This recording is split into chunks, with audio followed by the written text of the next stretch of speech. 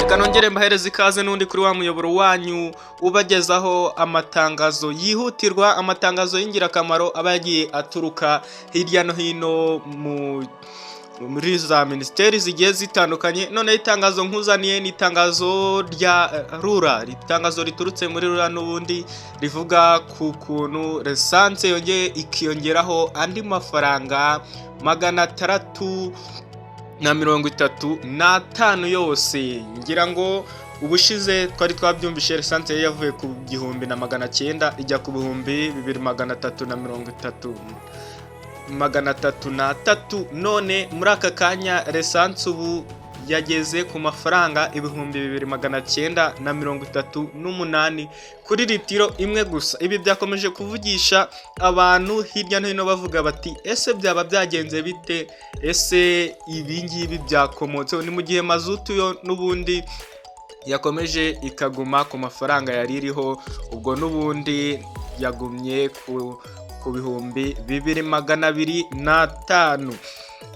Ibyo rero ni bimwe mu biciro bishya byashyizweho, bikaba ari itangazo ryasohotse mu mwanya washize, aho urwego rw'imikorere rwa RURA rwamenyeshaga abaturarwanda bose ko guhera ku itariki ya 17 ubwo n'ubundi n'ejo hashize saa 12 za mu gitondo ibiciro ntarengwa by'ibikomoka kuri peteroli n'ubundi habariwemo n'umusoro ku nyongeragaciro VAT byavuguruwe mu buryo bukurikira. Lisansi bavuze ko itagomba kurenza n'ubundi amafaranga y'u Rwanda 2938 kuri litiro.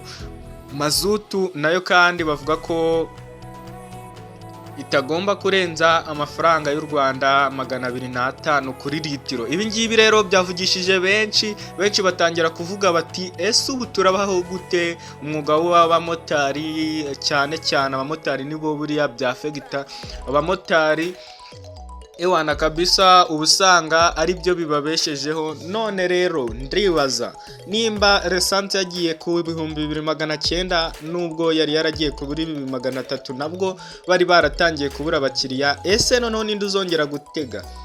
Ngira ngo mwarabibonye ubushize aho nk'ingendo ziva mu mujyi wa Kigali zijya mu karere ka Rusizi zari zahindutse 10,000 na bingahe. Ngahibaze nimba hiyongeye amafaranga 635, ubwo bivuze ngo kuva i Kigali ujya nk'Irusizi bishobora kuba bikabakaba muri za 25. Ese ibi ni ibiki banyarwanda? Ese ibi bintu biraza guhinduka bite?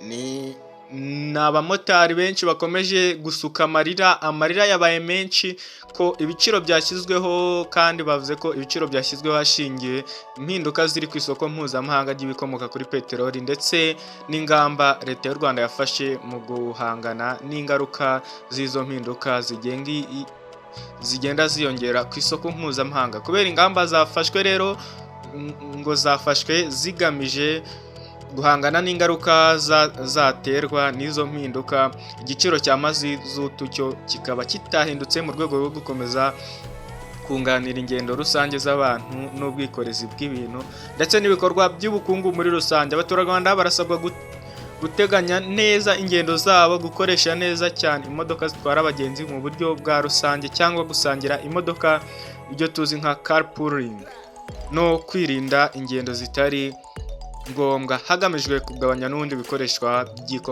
bikomoka kuri peteroli. RURA izakomeza gukurikirana hafi impinduka ziri ku masoko y'ibikomoka kuri peteroli mu rwego mpuzamahanga no mu karere, kugenzura itangwa rya serivisi zinoze kugeza ku bikomoka kuri peteroli mu gihugu hose. Bikorewe i Kigali ku tariki ya 16 Mata 2026. Rugigana Evariste, umuyobozi mukuru wa RURA, akaba ariwe washyize umukono kuri iri tangazo. Ikibazo mbaza, ese abamotari barakomeza kumotara?